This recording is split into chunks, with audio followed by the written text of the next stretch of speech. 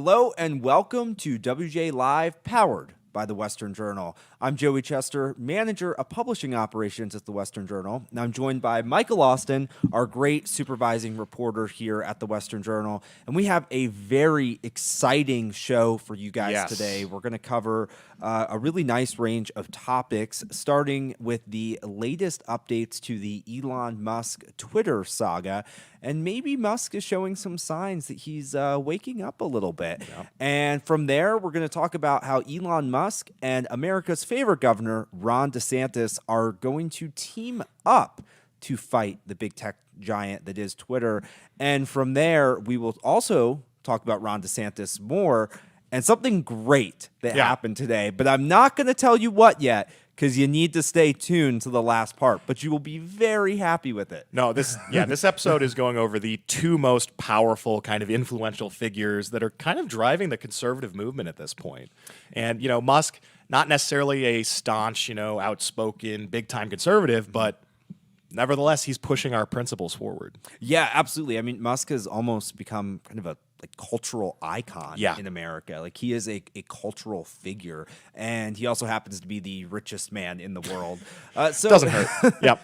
I'll back up here a little bit and start from the beginning with the Musk saga. Yeah. Elon Musk announced, was it almost 2 weeks ago at this April point? 4th. Okay, he first announced 2 weeks ago. He had bought up 9% of the company. Yeah, so about 2 weeks ago, Elon Musk became the largest Twitter shareholder, which was massive. It just came out of the blue. There were kind of some thoughts that he would do something with Twitter after he put out a poll asking about free speech and Twitter. So that happened, and then Musk was invited to join the Twitter board of directors. Yeah. And it looked like he was going to accept. They actually announced that he was going to be on the board. Yes. It's Then the CEO of Twitter had to come out and say that Musk had decided not to join the Twitter board because one of the stipulations to joining the board was that Musk couldn't own more than, was it 12 point something percent of Twitter? So they didn't want him to have 12 or 15, 12 something like that. Yeah. He wouldn't have been allowed to own over a certain percentage of Twitter stock, so he would have been really restricted in his influence. And at that time, he issued an SEC filing, basically reserving his right to buy up more shares if he wanted to. But at the time, he was saying, but I don't really want to. And then 3 days later, he made an offer to purchase 100% of Twitter. Yes, at a price premium, like a 20% premium. Yeah, over 20. Yeah, it's like $54 a share, and Twitter trades at 30-something a share. Yeah, and something like that. So it would have been very enticing to all the Twitter shareholders and the board members because, I mean, when can you ever get an instant 20% return on investment, right? It would have been enticing if not for the fact that Elon Musk is not going to run Twitter like some sort of, left-wing propaganda site. Absolutely. Yeah, so they didn't like this offer. Yep. I totally think it's ideology driven. Because leading up to this, Musk had been saying a lot about, free speech is so important. We need more free speech on this platform specifically before he even bought up the 9% of Twitter that he initially bought. And so, everybody on the left knows if Musk is successful, if he takes over Twitter, that will be the platform where we finally kind of have that open public square for debate where everything, we've been complaining for a long time about how Facebook censors conservatives, about how Twitter censors conservatives. And it's not even conservatives. They just censor anyone that doesn't toe a certain far left political line. Yeah. Plenty of liberals are getting censored too because they're starting to realize that their party is absolutely insane. And the Twitter board very much is in the exact opposite camp of that. They believe that misinformation is dangerous, misinformation about the 2020 election.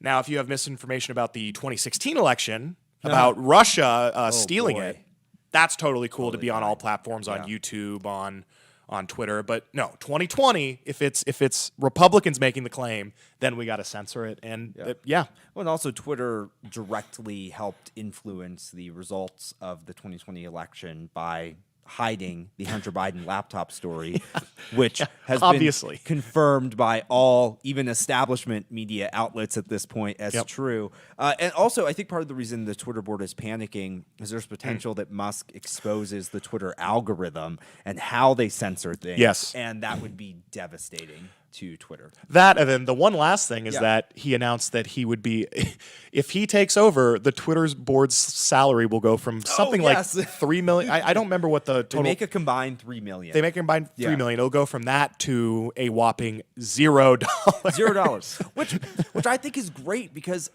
if you're going to be on a board, you should be on it for the right reasons, right? Like there's no economic incentive for you to make certain decisions. Like, you're just on the board strictly to advise. Well, so I like the idea of it. For a lot of those guys, and I saw this pointed out by some, people in the know on Twitter, it's just a really high-profile, part-time, really well-paying gig. For them. That's all it is for them. They make, several $100,000 doing this, and then they're going to go back to their regular job. And I mean, at that point, it's pretty clear to me that this is their kind of passion project, that they want to push their ideological view of the world. And we need a free speech platform in this day and age where that is where the public discussion is happening, is online. And Musk wants to bring that. Yeah, I mean, there's nothing else really like Twitter where you can, Twitter in a perfect world, like if Musk owns it, there's a huge audience. There's debate of ideas. You can easily respond and talk to each other. It's like the modern day, like public square. And it's really cool. Even though it's not the size of Facebook right now, the news narrative is driven on Twitter. Like Twitter is so influential. It affects so much of what we do is based on Twitter. So that's big. So the board obviously doesn't want Musk to get in. So they initiated this poison pill policy. Basically, it's a method for diluting all of the shares that Musk currently has. Because when he made his offer, he was essentially threatening to sell off all of his shares if it wasn't accepted. So they're trying to dilute his kind of stranglehold that he has on them at the moment. And, that's what a poison pill does, and they're successful at it. But we had a breaking story that went out tomorrow, went relatively viral on Facebook, detailing kind of Musk's plan for countering the poison pill. Yeah, for sure. Russ, I think we have a screenshot of a tweet here from Elon Musk from about 20 hours ago. Not that one. The blank is the night one. Sorry. That one's for later. We probably should have made that clear. Sorry. So there's been these really cryptic tweets from Musk, which I think is kind of fun. He's got blank is the night. Well, the obvious word missing from there is tender is the night. Yes. Not Tinder, like Josh thought I was saying earlier. He's not buying Tinder. No. Tender is the night. And this is the second time he has referenced tender in a tweet, which is having people think that he's going to do a tender offer. He's going to issue a tender offer. So, if Musk were to make a tender offer straight to Twitter shareholders, he could circumvent Twitter's board, who are trying to knock him off right now. Essentially, it would be a limited time offer that, if all 100% of them accept it, they can get this huge premium on the shares they currently own. But, there's a time limit on it. Yeah, and so Musk is, and this was the breaking news story yesterday, Musk is currently trying to, as far as we know, raise funds from other investors to help him complete the 100% takeover. So Musk would raise money, but he would still be the largest shareholder in the company. Collectively, his investors would own more shares, but he would still be the single largest shareholder, and this would help him achieve 100% ownership in the company. So that's the latest development. That's what we know supposedly is underway right now, what Musk is working on. And he has a lot of partners that have worked with him at Tesla, at SpaceX. There are some companies. There is the CEO of one company, I believe it's called Silver Lake.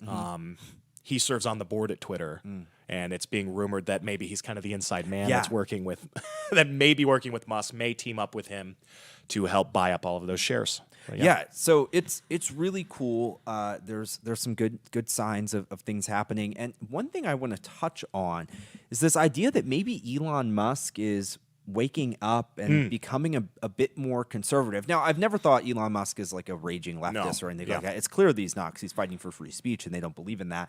So I want to share a tweet from Musk. That's the tweet we accidentally showed first.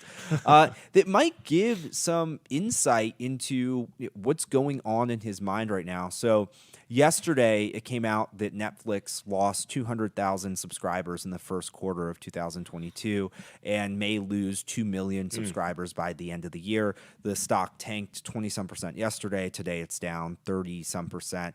And Musk replied to news of this by saying, "The woke mind virus is making Netflix unwatchable." I totally agree with that. That's why you see things like Daily Wire launching movies and kids' TV shows.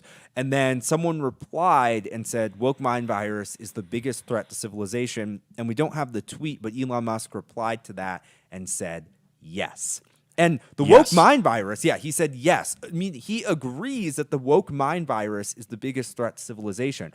Think about the people that have the woke mind virus. I mean, Joe Biden, Kamala Harris, so many liberals on Twitter and TikTok, teachers. I mean, the woke mind virus has infected so much of the left. It means he's on our side in agreeing with the danger of wokeness to the country. And he does a lot of these TED Talk interviews, Musk does, and he did one relatively recently, or at least the clip has resurfaced recently, where he was talking about wokeness. Yeah.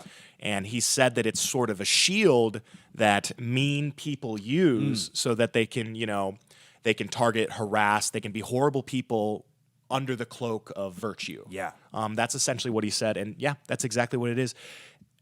Everything Musk has done as an entrepreneur, every goal he's had is to find a way to help mankind take a massive leap forward. With SpaceX, with Tesla moving into electric cars, greener energies, and not in the lefty kind of climate change alarmism kind of way, more of the utilitarian. Someday, maybe hundreds of years, maybe thousands of years from now, there will be no more fossil fuels. It's a limited resource, so he's trying to find a way that we can have energy at that time. So he even admitted that right now we needed to drill more oil. He even admitted though it harms Tesla, he's like, no, we need to drill more oil right now. Yeah, it is to the detriment of his company that he said, as gas prices were going up, we need more oil. The guy that owns the electric car company said that. So I also find it fascinating that Musk doesn't own a house or really any material things. The guy's the richest man in the world, and he basically couch surfs. And I feel like the left is such a materialistic type. They really fall into that culture. They really are obsessed with how they look and want attention. And Musk doesn't strike me as that type. And I think that's admirable. Now, I think a conservative value is probably owning a house, having a family, but still, I think it's interesting that Musk isn't like other billionaires in that sense. So, and we can't speak to how connected he is with his family or not, but he is for sure a hard freaking worker. Yeah. When his company was going through a lot of hard times, he slept in the office. Yes. He stayed on the ground floor so that the workers would know that he was there suffering alongside them. So. Really cool. And one thing I want to mention quick, we don't have the video, but I just want to talk about it because a big leftist talking point, you look at people like Bill Gates and George Soros and the UN, they're all obsessed with this climate alarmism. Like the world can't handle any more population. We can't have any more children. And you see declining birth rates in the United States, and it's part of what is destroying the culture and the family structure in the country. Elon Musk is actually against that, and he has a problem with the declining birth rate in the United States and thinks this whole idea of overpopulation is BS. And I can't tell you how much I love that. He thinks it's totally false. And this what is the something UN he talks about yeah, all the time. All the time. Yeah. And I think that's amazing. Like, and here's a guy too, he wants to make the environment better and stuff like that. But he knows that overpopulation is a myth and that the world can handle more population and that having children is an important part of society. I just think that's that we should all be doing it. Yeah. And he walks the walk. He has like 8 kids, I believe, something like that. And so that's kind of a conservative value again. Yeah. So this guy, cool. He's not going to be perfect. We're going to see things that are like, oh, that's not a value I like, or that's not very conservative. But guys, the things he's doing is so extraordinary. We need to be rooting for Elon Musk and his ventures right now. Yeah, absolutely. And before we move on to some more DeSantis colored news, just wanted to fill you guys in on some exclusive reporting we've done here at the Western Journal. We talked to Aaron Solomon, this legal expert, with Esquire Digital. He predicted 3 days in advance in an interview with us that Musk was going to make his bid for Twitter. When Musk said, I'm probably not going to do that. But so he also predicted what this tender offer is going to look like. And when Musk made his initial offer to shareholders, he said, this is my first and final offer. You're not getting anything else. Yeah. Solomon told us in an exclusive interview that he was just posturing there. That was just a play to get in the right position. He's really been turning. He's really been in attack mode, taking on the Twitter board. He's making them look like the bad guys. He's done that so that shareholders will see him as the white knight. He's going to swoop in, tell them he can save them from the board, and he's going to up his offer to something like $60 to $61 per share instead of $54. So that would be huge, and that's an offer that they probably could not refuse. No way. And that kind of brings us to what DeSantis is doing. He announced yesterday at a news conference that the state of Florida was looking into legal action that they could take against the Twitter board of directors for refusing Musk's offer. And the state of Florida's pension fund is invested in Twitter. So as a shareholder, DeSantis, as the representative of Florida, he has a right to sue Twitter's board if he believes they are abandoning their fiduciary responsibility to do what's best for the shareholders. Yeah. And certainly looks like they're doing that by stopping people from taking on Musk's offer. So now you have these two just forces of nature basically teaming up to fight big tech. And I love that so much. DeSantis is doing a great job, and this would be another way of helping the country. DeSantis, this is like my favorite news of the day now. The Florida redistricting came out today. Yes. And it's really good news for the GOP. Michael, do you want to talk about the numbers on this? Because you have them. So I got the New York Times story coverage on this pulled up right now. The map proposed by Governor Ron DeSantis would most likely add 4 Republican districts while eliminating 3 held by Democrats. That's great. So what that would be a 7-point swing in terms of districts. That's almost the majority of the difference right now in the House. Yeah, so this would mean that the GOP would likely hold 71% of the seats in that Florida. state. Yeah. Wow. And in 2020, Donald Trump carried Florida with 51% of the vote. So think of that, 51% That's then. crazy. We would have control of 71% of the seats.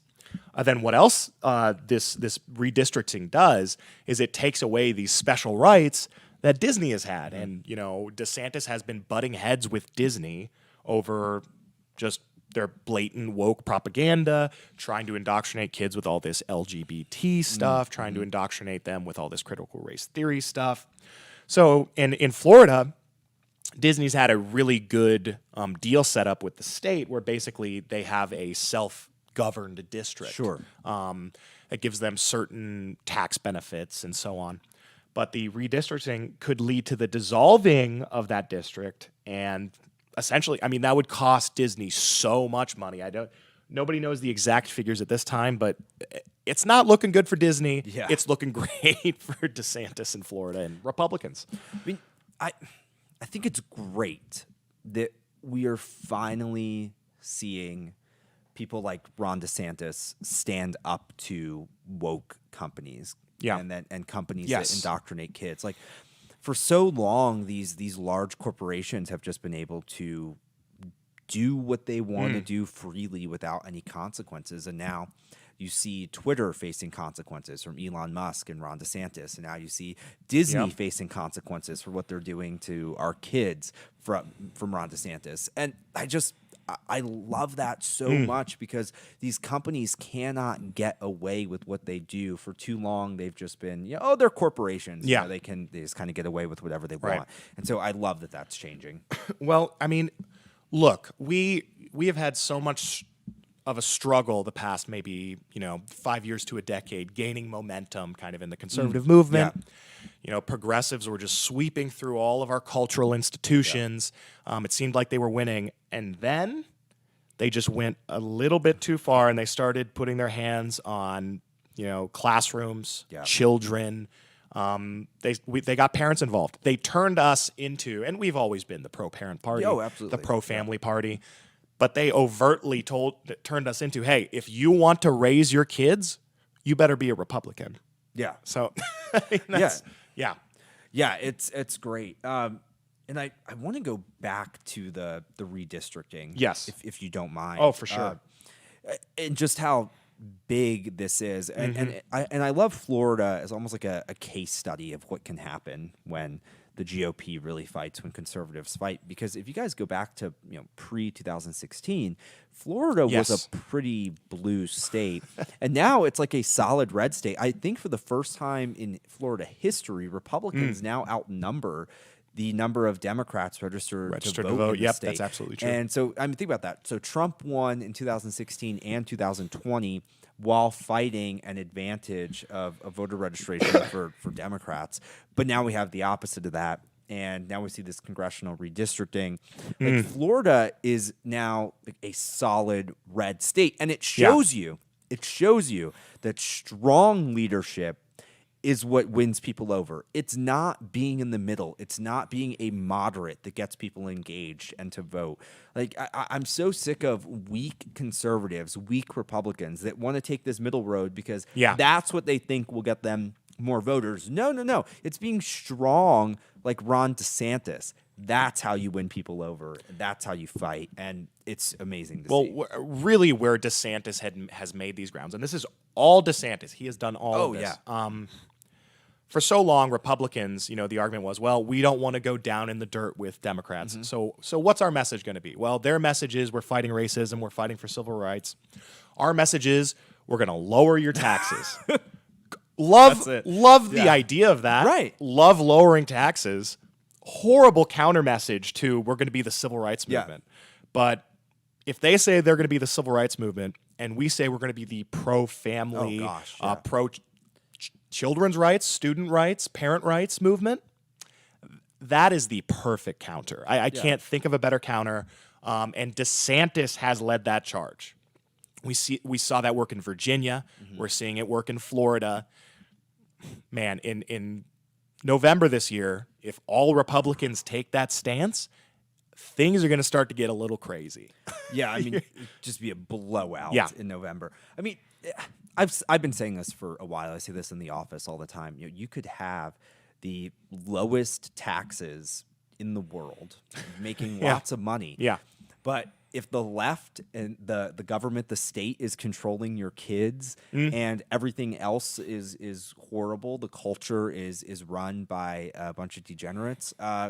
What's the point? I mean, life sucks still then, no matter how low your taxes are. Like, you can't just focus on that it's been the loss of our values. People like DeSantis, they are fighting for conservative values, and that is exactly what you're talking about there. That's what we need. And what people need to realize is you can't just say, okay, well, everything's equal, everybody's equal, we'll have a secular kind of government, a secular society, and then everyone will be equal and fair. Well, okay, what is secular exactly? What values are those? Because those are not Christian values. Right. They're not conservative values. They're not necessarily moral values. They're whatever values human logic determines to be best at that time. Right now, that looks like transgenderism is totally cool for 4-year-old kids, and 13-year-old girls, if they feel like they're a boy, they can just go get mastectomies, and that's totally cool, and they can show them off on social media in these horrifying videos. It's not – you need to stop asking the question of, whether we should have morals guiding our government, guiding our society. It's not whether, but which. Which morals, which worldview, which religion are we living under? Which state-sponsored religion are we living under? Right now, it's a secular one. Yeah, absolutely. Yeah. Yeah, I totally agree with you, Michael, and I think this new messaging from the right could be the game changer that we've missed out on. People can for so hate many Trump years. all they want. We would not be here without him. No, he did all of this, and he needs to let DeSantis take the torch from here. I was just going to ask that. Do you think Do you think DeSantis will run in 24? Yeah. You do? Yeah. a lot of political figures, they have their one moment and then they will never have a chance again. It could not be more obvious that this is DeSantis' moment. I really think that Trump knows that, and I don't think Trump's going to run. I think he's saying he hasn't said he's going to run. He probably has a little bit, but I think he's posturing like he's going to run to stay relevant, which is a very smart move, but it's DeSantis' time. And I think if maybe if Trump runs, DeSantis would even challenge him. A lot of people are saying that's crazy. Trump's a wrecking ball. Yeah. A strong leader like DeSantis knows not to act like those other Republicans in 2016 and just attack Trump for his behavior. A strong guy like DeSantis will say, you were great, Mr. President, but I'm the person we need right now. So. Yeah, I mean, DeSantis keeps getting it right on every single issue. Yeah. And he's actually taking action, passing laws, signing executive orders, saying the right things. Like, there are actually things to show for what he says. He's been such an impressive governor. And I think you're right. The momentum is behind DeSantis at this time. Like, he just keeps getting better and better, and there's more momentum. And I would hate for that to get lost over the course of 4 years with someone else as president. It does really feel like the time is his, and he is rising to the occasion. I hope he runs because I think he'd be fantastic. And look, as we're wrapping up here, I think, what you've seen over the past several decades is the whole political spectrum has been shifting left. Conservatives are much more liberal today than they used to be. Liberals are who knows what the heck you call them, just authoritarian nut jobs now. If we keep up this momentum, if DeSantis leads us into the future, that whole paradigm's going to shift. The leftists are going to get completely kicked out of all of this. Yeah.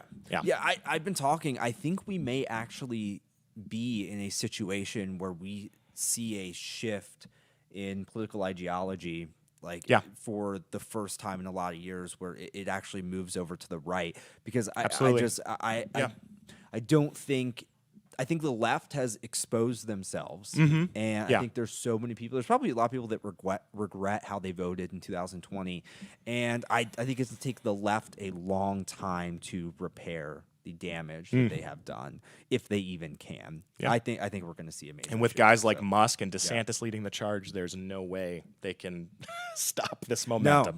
No. Yep. So really exciting things. If you want to stay up to date on all things Elon Musk, all things Ron DeSantis, just great news from a conservative Christian perspective that makes us unique from all of our competitors and the mainstream media, go to westernjournal.com and read all of our news. Subscribe to a newsletter even. Get our breaking news alerts. And if you feel so compelled, please think about subscribing to the Western Journal at westernjournal.com/join. What we do here is not cheap, but it's important, and we are constantly fighting big tech companies like Twitter. They do not want us to exist, and support from viewers like you really, really helps us achieve the great journalism that we do here. We're a family-owned company. We're not owned by billionaires. So, like I said, if you feel so compelled to do so, please think about becoming a subscriber. We would greatly appreciate it. We are here every Monday, Wednesday, and Friday at 2 p.m. Pacific, 3 p.m. or 5 p.m. Eastern. Sorry. I don't know time zones. So I'm kidding. So thank you so much for watching. We will see you back here on Friday. Take care.